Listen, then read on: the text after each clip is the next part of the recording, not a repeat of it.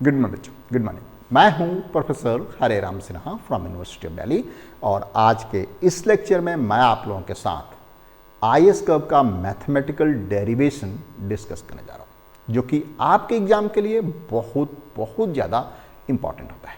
तो बच्चों, बिना देर के हुए चलते हैं स्क्रीन पे, लेकिन उसके पहले आपसे एक रिक्वेस्ट है कि यदि आप इस चैनल पे नए हैं तो चैनल को सब्सक्राइब करके बेल आइकन दबाना ना भूलें बच्चों। वीडियो को लाइक एंड शेयर जरूर करें। चलिए बच्चों, अब चलते हैं स्क्रीन पे और सबसे पहले देखते हैं कि what IS stand for. IS क्या स्टैंड करता है बच्चों? सबसे पहले तो आईएस में जो आई है वो स्टैंड करता है इन्वेस्टमेंट। वो क्या स्टैंड करता है बच्चों? इन्वेस्टमेंट। इन्वेस्टमेंट स्टैंड करता है। एंड जो एस है वो स्टैंड करता है सेविंग। वो स्टैंड करता है सेविंग, है ना बच्चों? वो स्टैंड करता है सेविंग। मतलब आईएस को आप इन्वेस्टमेंट एंड सेविंग कर्व के नाम से भी जानते हैं। क्लियर है बच्चों? आईएस को आप इन्वेस्टमेंट एंड सेविंग कर्व के नाम से भी जानते हैं। अब थोड़ा इसका फॉर्मल डेफिनेशन हो जाए तो आईएस उन सारे पॉइंट को कनेक्ट करता है जिस पे इन्वेस्टमेंट एंड सेविंग इक्वल होता है at different rate of interest and income. I repeat again, IS उन सारे पॉइंट्स को कनेक्ट करता है जिस पे इन्वेस्टमेंट एंड सेविंग इक्वल होता है at different rate of interest and income. That is IS curve represent the equality between saving and investment at different rate of interest and income. Clear है? अब देखिए, इसी डेफिनेशन को मैं थोड़ा लिख देना चाहता हूं आपकी सहूलियत के लिए। देखिए प्लीज, आईएस कर्व है क्या, इसका डेफिनेशन देख लीजिए। IS curve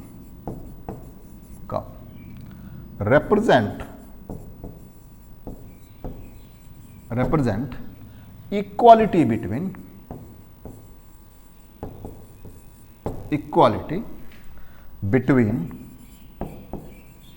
saving and investment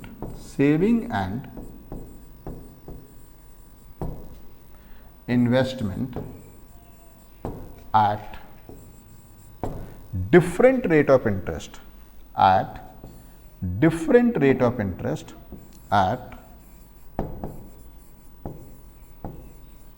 different ROI and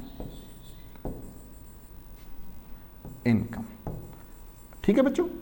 यानी आईएस कर्व उन सारे पॉइंट्स को कनेक्ट करता है जिस पे इन्वेस्टमेंट एंड सेविंग बराबर होता है at different rate of interest and income. यहां पे दो चीजें हमने बात करी है बच्चों, आपको ध्यान में होना चाहिए। ये देखिए, saving and investment and ROI and income. मतलब ऐसा कॉम्बिनेशन जिस पे saving and investment different rate of interest and income पे बराबर हो। और ये जो कर्व है डाउनवर्ड स्लोपिंग कर्व होता है। देखिए प्लीज, इसको मैंने कई बार आप लोगों को और भी वीडियोस में इसको हम डायग्रामेटिकली डिराइव किए हैं। इसको डायग्रामेटिकली डिराइव किए हैं हमने। यहाँ पे इनकम होता है और यहाँ पे रेट ऑफ इंटरेस्ट होता है और ये जो कर्व है वो आईएस कर्व होता है। ठीक है? यहाँ पे आज की क्लास में हम इसका डायग्रामेटिक डेरिवेशन नहीं करने वाले हैं। ठीक है? सीधा हम मैथमेटिक्स पे जाएंगे। बट आप समझ लीजिए कि आईएस कर्व डाउनवर्ड स्लोपिंग होता है। ठीक है ना बच्चों? और यदि इसका यदि आपको डायग्रामेटिक डेरिवेशन देखना है तो मेरा और भी वीडियोस हैं यूट्यूब पे, वहां पे भी जाकर देख सकते हैं। यानी रेट ऑफ इंटरेस्ट के कम होने से इनकम बढ़ता है। देख रहे बच्चों आप लोग? रेट ऑफ इंटरेस्ट कम हुआ तो इनकम बढ़ा। ये आईएस कर्व रिप्रेजेंट करता है। अब हम थोड़े इसके और आगे बढ़ते हैं। समझिए, इकोनॉमी में इन्वेस्टमेंट एंड सेविंग कहां बराबर होता है? जब इकोनॉमी इक्विलिब्रियम पे होती है ना? और इकोनॉमी इक्विलिब्रियम पे कब होती है? इकोनॉमी इक्विलिब्रियम पे कब होती है बच्चों? पता है आप लोगों को कि नहीं पता है? इकोनॉमी इक्विलिब्रियम पे कब होती है आप जानते हैं? नहीं भी जानते हैं तब भी मैं आपको बता दूं, एट इक्विलिब्रियम देख सकते हैं। इनकम मतलब इनकम इक्वल्स टू एक्सपेंडिचर, और एक्सपेंडिचर में क्या आता है बच्चों? C plus I plus G। हम क्लोज इकोनॉमी ले रहे हैं अभी, यानी कंजम्पशन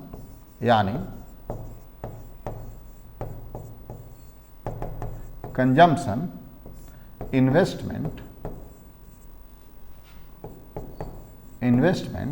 एंड गवर्नमेंट एक्सपेंडिचर। क्या बच्चों? Government expenditure. और ये क्या है? इनकम। यानी इकोनॉमी इक्विलिब्रियम पे तब होती है जब इकोनॉमी की इनकम एंड एक्सपेंडिचर बराबर होता है ना? आई रिपीट, एक ध्यान सुनिए। IS कर्व में हमने बताया कि वो सेविंग एंड इन्वेस्टमेंट का इक्वलिटी बताता है, और इकोनॉमी में सेविंग एंड इन्वेस्टमेंट बराबर कब होते हैं? जब इकोनॉमी इक्विलिब्रियम पे होती है। और इकोनॉमी इक्विलिब्रियम पे कब होती है? जब इनकम एंड एक्सपेंडिचर, ये इनकम है और ये सारा consumption, investment and government expenditure है। जब ये दोनों बराबर होंगे तब इकोनॉमी इक्विलिब्रियम पे होगी। कौन? Income and expenditure. अब एक छोटा सा मॉडल लेंगे बच्चों। वैसे तो आप अच्छी तरीके से जानते हैं बच्चों कि C की जो वैल्यू है, हम बहुत सिंपलेस्ट कंसेप्ट लेंगे। C की वैल्यू C0 प्लस C1YD लेंगे हम। अब ये क्या है? ये कीनेजियन कंजम्पशन फंक्शन है कि at zero level of disposable income consumption is C0 के बराबर होता है, यानी ऑटोनोमस कंजम्पशन होता है। यानी आपकी इनकम जीरो होती है तब भी आपकी कंजम्पशन कभी जीरो नहीं हो सकती, ये बताता है। ठीक है बच्चों? और YD क्या है? YD जो है इनकम माइनस टैक्स है, इनकम माइनस टैक्स। और यहां पे जो हम लेंगे सिंपलेस्ट वो ले रहे हैं लमसम टैक्स, यानी जो T की जो वैल्यू है हम यहां पे T0 लेंगे। ये प्रोपोर्शनल टैक्स भी हो सकता है, प्रोग्रेसिव टैक्स भी हो सकता है, बहुत तरह के टैक्स हो सकते हैं। लेकिन यहां पे चूंकि आपको बेसिक समझा रहे हैं, यहां पे आपको लमसम टैक्स लेके चलना है, T इक्वल टू T0, यानी ये किसी पे डिपेंडेंट नहीं है, ना ही इनकम पे डिपेंडेंट है, ना ही एक्सपेंडिचर पे डिपेंडेंट है। ठीक है? तो ये हो गया। इन्वेस्टमेंट भी हम यहां पे बहुत सिंपल वाला फॉर्म लेकर के चलेंगे, I equals to I0 minus BR। ठीक है बच्चों? यानी एक ऑटोनोमस इन्वेस्टमेंट होता है जिसको गवर्नमेंट करती है, और प्राइवेट इन्वेस्टमेंट जो है रेट ऑफ इंटरेस्ट से इनवर्सली रिलेटेड होता है, यानी रेट ऑफ इंटरेस्ट बढ़ेगा तो इन्वेस्टमेंट घटेगा। क्लियर है? ये भी, इसका भी बहुत सारे फंक्शन हो सकते हैं। इन्वेस्टमेंट जो है इनकम पे भी डिपेंड करता है। आपको याद होगा हमने बताया था एक्सेलरेटर मॉडल में इन्वेस्टमेंट जो है इनकम पे डिपेंड करता है, आउटपुट पे डिपेंड करता है। ठीक है? और G को हम सिर्फ एंड सिर्फ G0 लेकर के ही चलेंगे। मतलब ये कि गवर्नमेंट का एक्सपेंडिचर ऑटोनोमस है, ये किसी भी फैक्टर पे डिपेंडेंट नहीं है। क्लियर है? अब इन सब की वैल्यू जो है, C की वैल्यू, T की वैल्यू, YD की वैल्यू, I की वैल्यू एंड G की वैल्यू यहां पे आप सब्स्टिट्यूट कर सकते हैं। तो देखिए क्या होगा, यहां पे देखिए प्लीज। जब यहां पे आप सब्स्टिट्यूट करते हैं तो देखिए please, y equals to C0 plus C1 y minus T0 होगा कि नहीं बच्चों? देखिए YD के जगह पे आपने y माइनस T डाल दिया और T के जगह पे T0 डाल दिया। क्लियर है? YD मतलब डिस्पोजेबल इनकम। अब आपके पास है investment I not minus B R, ठीक है, एंड जी की वैल्यू आप एज इट इज डाल दीजिए जी नॉट। अब आप इसको सॉल्व कर दीजिए और आपका आई एस कर्व आ गया। देखिए इसको सॉल्व करते हैं कैसे, बड़ा सिंपल सा केस है बच्चों ये। देखिए प्लीज इसको ब्रैकेट ऑफ करिए, y equals to C not plus C1y minus C1t not plus I not minus B R plus G not, है ना बच्चों, ये देख रहे हैं आप लोग। अब क्या करना है, देखिए लाइक टर्म को एक साथ ले लीजिए, ये लाइक टर्म है और ये है, तो इसको इस साइड ले जाइए, तो प्लस है तो माइनस में आएगा, y minus C1y is equals to, ये देखिए ये C नॉट बच गया यहाँ पे, C not minus C1t not, है ना बच्चों, plus I not plus G not minus B R बच गया, ठीक है।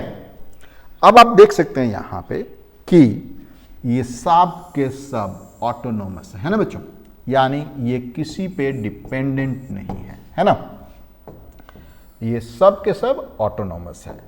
तो आप इसको इस तरीके से भी, इस वाली लाइन को इस तरीके से भी लिख सकते हैं, 1 माइनस C1, यहां पे y कॉमन ले लिया, is equals to A not और ये बच गया माइनस बी आर। क्लियर है बच्चों, और y इज इक्वल्स टू क्या हो गया बच्चों, A not minus B R over 1 minus C1। देखा आपने यहां पे, ये जो आपका जो इक्वेशन आया इसे आप IS कर्व का इक्वेशन कहते हैं। अब ऐसा कैसे, देखिए प्लीज, ऐसा कैसे कह सकते हैं कि IS कर्व का इक्वेशन है, क्योंकि ये जो आपका रेट ऑफ इंटरेस्ट है और ये जो इनकम है वो इनवर्सली रिलेटेड है, यानी रेट ऑफ इंटरेस्ट बढ़ेगा तो इनकम घटेगा, जिसको हमने शुरू में ही डायग्राम में दिखाया था और उसको फिर से हम दिखा देना चाहते हैं, जिसको हम फिर से दिखा देना चाहते हैं। देखिए प्लीज, यदि आपको याद होगा तो ये वाला डायग्राम आप देख सकते हैं इसको, ठीक है बच्चों। ये देखिए, इसको हमने शुरू में दिखाया था कि रेट ऑफ इंटरेस्ट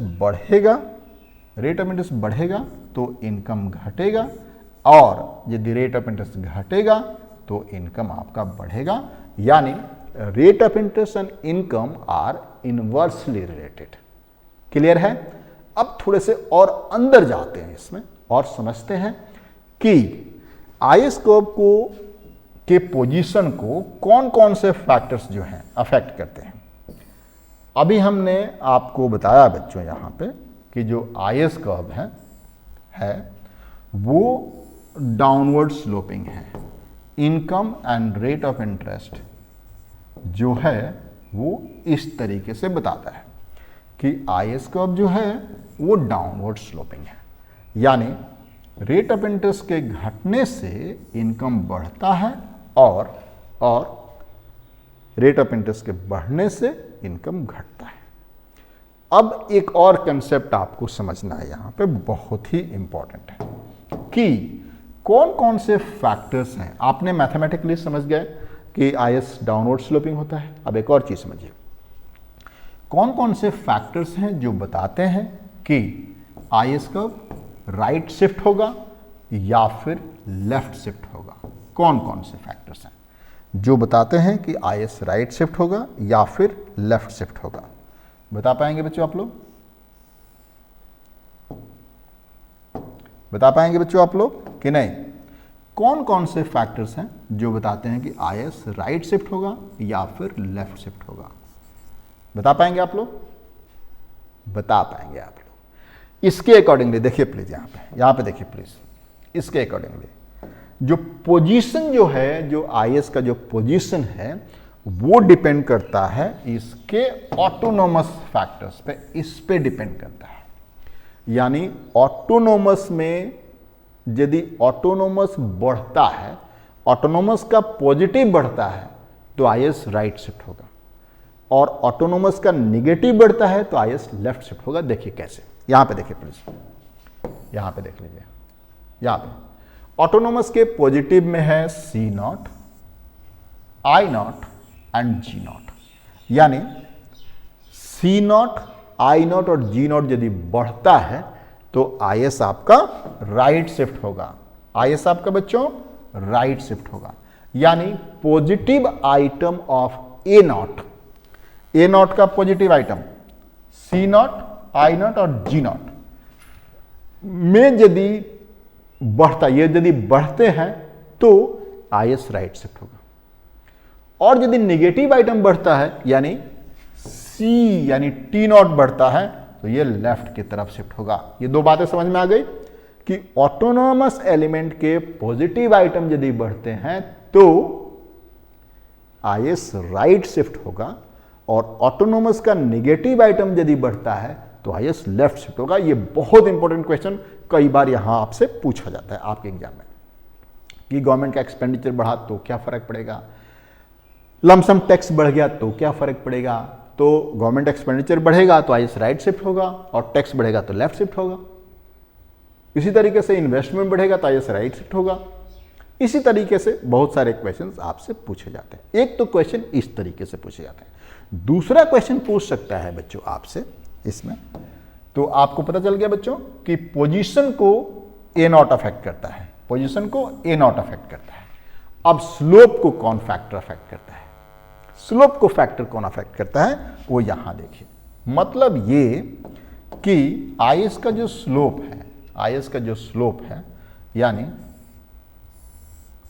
यहां पे इनकम और रेट ऑफ इंटरेस्ट, मान लेते हैं आईएस ये है, आईएस नॉट, तो क्या कारण है कि आईएस ऐसे हो जाएगा और क्या कारण है कि आईएस ऐसे हो जाएगा। कौन सा कारण है कि आईएस ऐसे हो जाएगा और आईएस ऐसे, इसको आप कहते हैं फ्लैट होना और इसको कहते हैं स्टीप होना। तो यानी इसको आपको जानना पड़ेगा कि आईएस के स्लोप को कौन कौन से फैक्टर्स अफेक्ट करते हैं, है ना, तभी तो आप कर पाएंगे। तो देखिए कौन कौन से फैक्टर अफेक्ट करते हैं आईएस के स्लोप को। अब इसी इक्वेशन से आप उठाइए, किस इक्वेशन से, ये देखिए, और आप देखिए कि आईएस का स्लोप क्या है। आईएस का स्लोप क्या है, change in rate of interest. यहां पे क्या हो रहा है, change in rate of interest with respect to change in income, या फिर यानी रेट इनकम के चेंज होने से रेट ऑफ इंटरेस्ट में क्या फर्क पड़ता है ना। इनकम के चेंज होने से रेट ऑफ इंटरेस्ट पे क्या फर्क पड़ता है, यानी change in rate of interest with respect to change in income. यही चीज आपको यहां पे समझना है। तो देखिए इस इक्वेशन को उठाइए, किस इक्वेशन को बच्चों, इस वाले इक्वेशन को, y is equals to A not minus B R over 1 minus C1। अब देखिए इसको डिफरेंशिएट करिए, change in income with respect to change in rate of interest. क्योंकि यहां पे रेट ऑफ इंटरेस्ट जो है इंडिपेंडेंट वेरिएबल है, इसलिए इसी के टर्म्स में आपको डिफरेंशिएट करना पड़ेगा। तो क्या बचेगा बच्चों, ये 0 हो जाएगा, ये 1 हो जाएगा, ये माइनस बी बच जाएगा। तो minus B over 1 minus C1, देखा आपने। लेकिन हमारा पर्पज ये नहीं है, हमारा पर्पज तो ये है, देखिए प्लीज, बट हमारा पर्पज तो ये है, बट यहां पर देखिए, but slope of IS is what, dr by dy, है ना।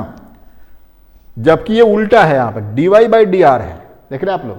तो इसको इन्वर्ट कर दीजिए, तो इन्वर्ट करेंगे तो क्या आ जाएगा, देखिए प्लीज, इसको इन्वर्ट करेंगे, so dr by dy is equals to 1 minus C1 over B। ये आपका स्लोप है बच्चों, स्लोप ऑफ आईएस कर्व। यानी slope of IS curve depend करता है एमपीसी पे। ये देखिए स्लोप ऑफ IS डिपेंड करता है MPC पे, and coefficient of what, rate of interest in investment. BR क्या था बच्चों? B क्या था? Coefficient of rate of interest in investment. अभी इसमें बहुत सारी चीजें हैं। अभी तो हमने सिंपल आपको लमसम टैक्स के थ्रू समझाया, अब इसमें आ जाएगा कि अब प्रोपोर्शनल टैक्स में क्या होगा, प्रोग्रेसिव टैक्स में क्या होगा, क्लोज इकोनॉमी में क्या होगा इसका स्लोप, ओपन इकोनॉमी इसका स्लोप क्या होगा। बहुत सारे कंसेप्ट्स हैं जिसको आपको समझना है। और यदि आपको इस तरह के मतलब पूरा डिटेल में अप्लाइड इकोनॉमिक्स का चीज़ें पढ़ना है तो आपको मेरा कोर्स ज्वाइन करना पड़ेगा। आई होप आपको ये वीडियो अच्छा लगा होगा तो एक लाइक एंड शेयर बनता है बच्चों। थैंक यू बच्चों, थैंक यू।